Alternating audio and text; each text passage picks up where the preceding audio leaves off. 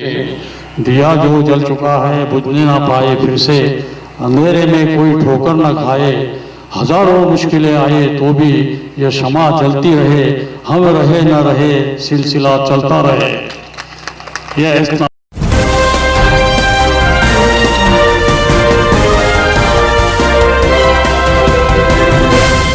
अगर आपने अभी तक हमारा चैनल सब्सक्राइब नहीं किया तो अभी सब्सक्राइब करें। हमारी यूनिटी अगर दिखी तो हम अच्छे से प्रतिनिधि चुन के दे सकते, प्रतिनिधि हमारे पास भी आ सकते, उनसे हम हमारी मांगे रख सकते, और जब तक राजकीय सपोर्ट अपने उसको मिलता नहीं तब तक भी अपने समाज की तरक्की होंगी नहीं। तो हमको कुछ बुराई भी पैदा करना है, डेवलप करना है अपने समाज के अंदर, ऐसे सब सर्वांगीण जिसको बोलते हैं पूरे ऑल एस्पेक्ट से हमारी समाज की तरक्की होना ज़रूरी है। और मैं नई बॉडी को, नई कमेटी को, महाराष्ट्र मंडल के सदस्यों को शुभकामनाएं देता हूं और शुभ उनके लिए दुआ करता हूं और वे हमेशा उनके काम में कामयाब रहे। इतना बोलकर मैं दो शब्द मेरे दिए आपने सुने, बहुत बहुत धन्यवाद। आयोजक ने मुझे यहाँ पर सम्मान देकर बुलाया, उद्घाटक बनाया, सबने संचालक मंडल का और अजेंडा के समाज मंडल का, महाराष्ट्र मंडल का मैं बहुत बहुत आभारी हूँ। कभी कभी जब भी हमको हमारी गरज पड़े हमको आवाज़ दो, हम आपके पीछे है, हमारी सलाहकार कमेटी आपके पीछे है, हर बार हर तरीके से हमें आपको यहाँ आने के बाद में जब मैं देखा तो बहुत ही बड़ी तादाद के अंदर जेंट्स और लेडीज माँ बहनें काफ़ी नज़र आई। ये सब देखकर मैं 30-35 साल पहला पुराना वो माहौल में मैं भ्रमण करने चली गया। बहुत ही बढ़िया कार्यक्रम आयोजन किया। कार्यक्रम पीपल गाँव के अंदर भी बहुत बढ़िया हुआ था, उससे भी अच्छा ये भी हुआ, कंपैरिजन कर नहीं सकते, दोनों अपने अपने जगह बराबर है। सम्माननीय अध्यक्ष, आज के कार्यक्रम के अध्यक्ष श्री डॉक्टर गणेश लाल जी दसरे, हमारे महाराष्ट्र के विकास मंडल के अध्यक्ष श्री शांतिलाल जी नैनौ और माजी अध्यक्ष प्रदीप जी ठाकरे, और मेरे सहकारी शायद यहाँ से निकल गए, लक्ष्मण भोज हलवा, हीराचंद सिंह, और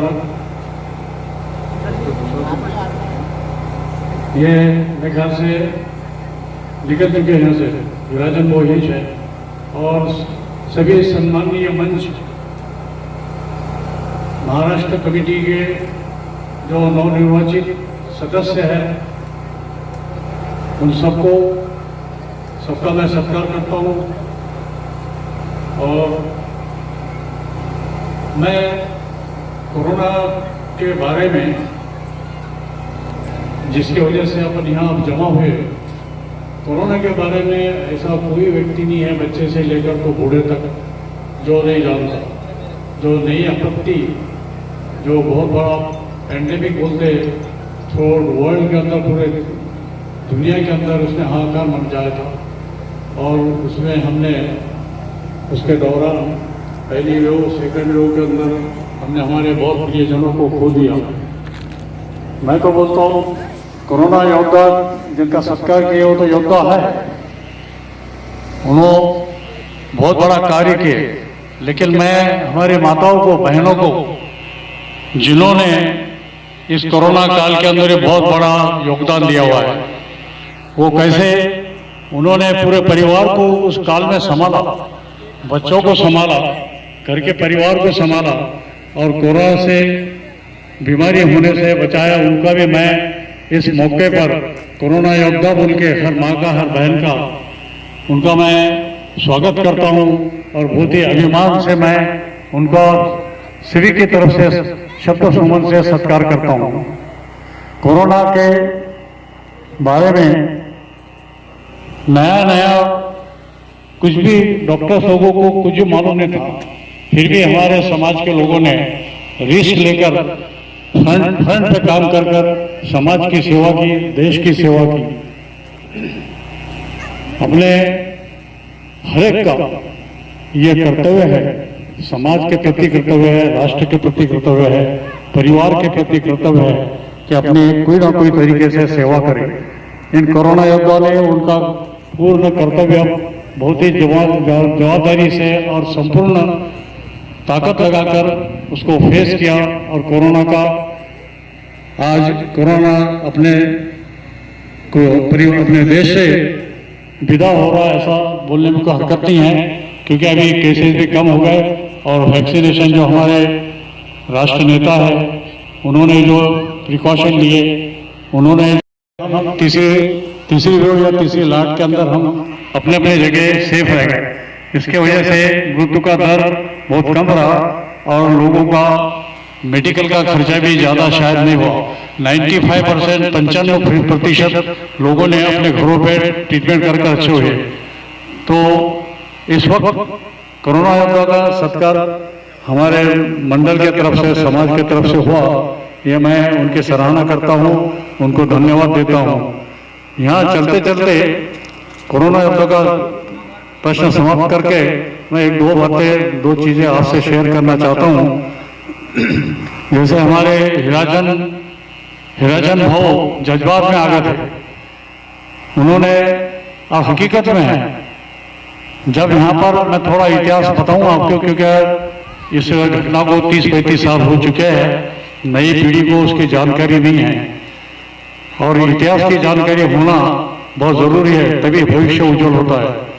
जैसे अपन शिवाजी महाराज का इतिहास पढ़ते हैं, महाराणा प्रताप जी का इतिहास पढ़ते हैं, बाबा साहब अम्बेडकर की शिकवण है, ऐसी जो है, तो ये जिसको सब ज्ञान है, जो उसको जानता वही अपना भविष्य बना सकता। तो मैं अपने समाज के अब तक अपना जो इतिहास था 1990-92 में के दौरान, 90 के दशक के दौरान, 90 के पहले यहाँ पर अजंता नगरी में, अजंता गांव में खंडेलवाल समाज का एक सामूहिक विवाह बड़ा जबरदस्त हुआ था और टीरी समाज को उस टाइम में वो तबका थोड़ा सेकंड टाइप का समझता था।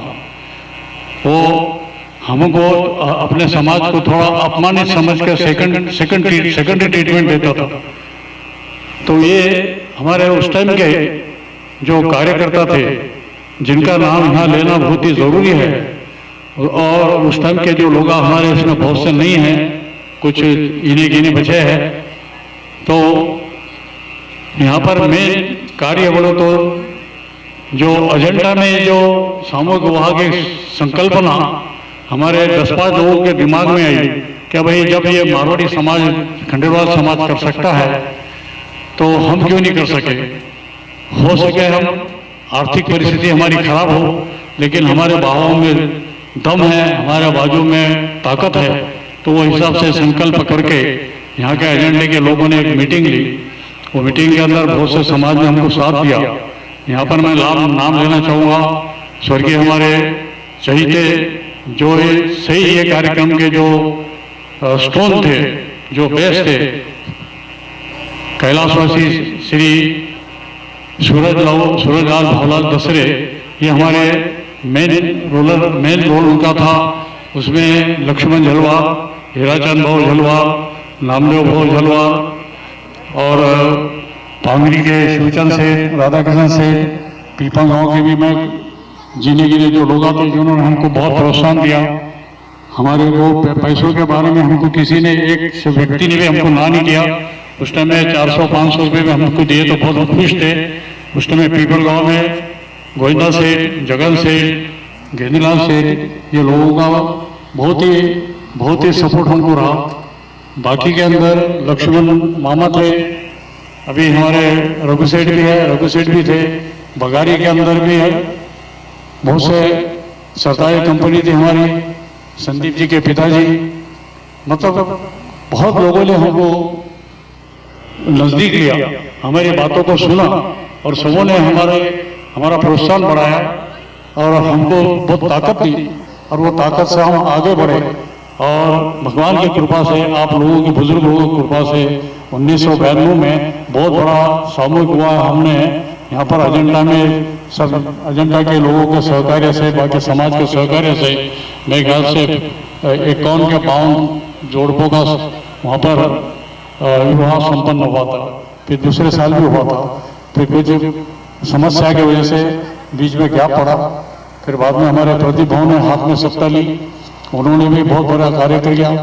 हमारे डॉक्टर रामकृष्ण तेली साहब ने बहुत बड़ा कार्यक्रम किया, सभी का सहकार्य मिला और आज उसका फल मैं सवेरे देखा तो हमारी माताओं की संख्या, बहनों की संख्या बहुत थी। और इसके अंदर सबसे ज़्यादा समाज की उन्नति अगर होंगी तो जब तक हमारी माँ बहनें जब तक जागरूक नहीं होती, जब तक उनके अंदर शिक्षण नहीं पैदा होता, तब तक समाज की उन्नति और समाज का डेवलपमेंट होना नामुमकिन है। तो आज के घड़ी में हमारे माता बहनों ने बहुत बहुत कुछ किया, अच्छी अच्छी जगह पर यहाँ पर नाम है, जिसमें से एक रत्नाबाई का नाम है, हमारे गणेश लाल जी की बेटी है जिन्होंने कंपटीशन एग्जामिनेशन देके बहुत बड़ी डिग्री हासिल करी है, बहुत बड़ा पद हासिल किया। और हमारे मच्छिंदर नंगोई की लड़की है। ऐसे महिलाओं के अंदर भी कंपटीशन एग्जाम में उन्होंने आगे बढ़ा। कोई ढाकरे परिवार की एक हमारी बेटी PSI है। ये सब एजुकेशन का और शिक्षण का ये परिणाम है। और जब तक हमारा समाज शैक्षणिक दृष्टि से जागरूक नहीं होता, तब तक आर्थिक परिस्थिति मजबूत नहीं होगी और समाज की तरक्की, समाज का बढ़ना नामुमकिन है। तो मैं इस वक्त हमारे समाज के जो बंधु हैं उनका भी योगदान बहुत है। उन्होंने भी समाज के प्रति बहुत त्याग की भावना रखते हैं।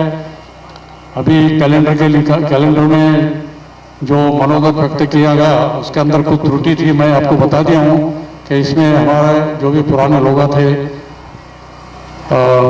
सूरज भाऊ का नाम नहीं है, जरा मुझे खेद हुआ उस समय। मैं उनको कोई डिप्रेशन में नहीं लाना चाहता, अच्छा लगेगा उनको, शायद मालूमात नहीं होंगी बोल के वो गलती से हो चुका। दूसरा, अभी 2 साल पहले है ना, टाइम है ना, 2 साल पहले कुछ दिन के बाद में समाज के संगठन थोड़ी बिखर गई थी। प्रतिभों के बाद में समाज में थोड़ा जैसा हलचल ऐसी होगी कि कोई उसको देखने वाला नहीं है या कोई अध्यक्ष नहीं, कमेटी नहीं है, कमेटी कमजोर हो चुकी थी ऐसा।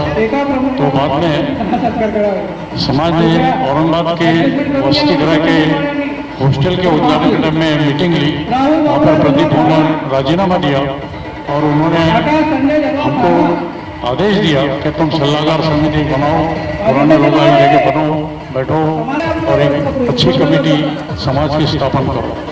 आप लोगों के आशीर्वाद से, आप लोगों के गुडविल से फरवरी महीने में 2 साल पहले बड़े हंसते हंसते बहुत ही अच्छे वातावरण के अंदर एक कमेटी स्थापन की, जो महाराष्ट्र पद्मश्री महाराष्ट्र विकास तेली समाज के ओर से नाम दिया गया।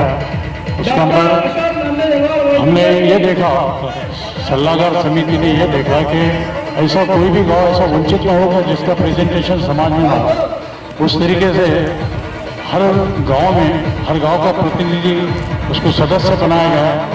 वहाँ पर अध्यक्ष, उपाध्यक्ष, कोषाध्यक्ष, सेक्रेटरी, उप सेक्रेटरी, सचिव, असिस्टेंट सचिव, ऐसे पद वहाँ पर डिक्लेयर किए।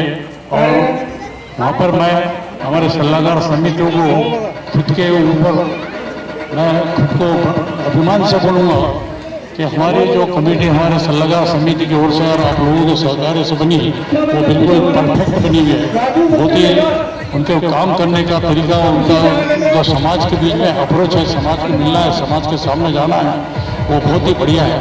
तो मैं ये कमेटी से बहुत ही समाधानी हूँ और मैं आशा करता हूँ और उनको बेस्टअप लिख देता हूँ कि इनके हाथों से समाज के बहुत एक बड़े बड़े कार्य हो।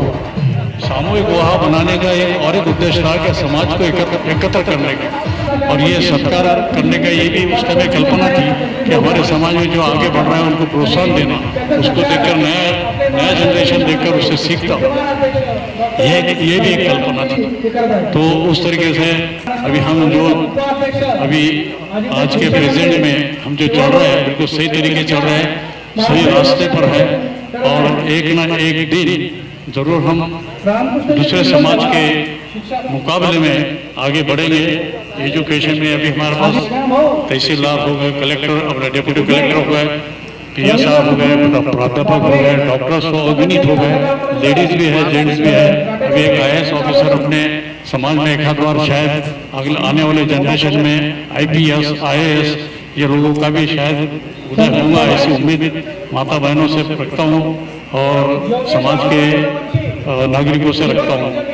ये इतना शायद ज़्यादा बोल दिया मैं। आखिरी में ये जो शेयर है 1992 के सामूहिक विवाह के अंदर हमने सभी ने मिलकर एक स्टेज के ऊपर काफ़ी पब्लिक थी, 3-4-5 लोगों का मजमा था सामूहिक विवाह के टाइम में, तो ये शेर उस समय पड़ा था, दिया जो जल चुका है बुझने ना पाए फिर से, अंधेरे में कोई ठोकर ना खाए, हजारों मुश्किलें आए तो भी ये शमा जलती रहे, हम रहे न रहे सिलसिला चलता रहे। यह इतना बोलकर मैं आपसे विदाई लेता हूँ।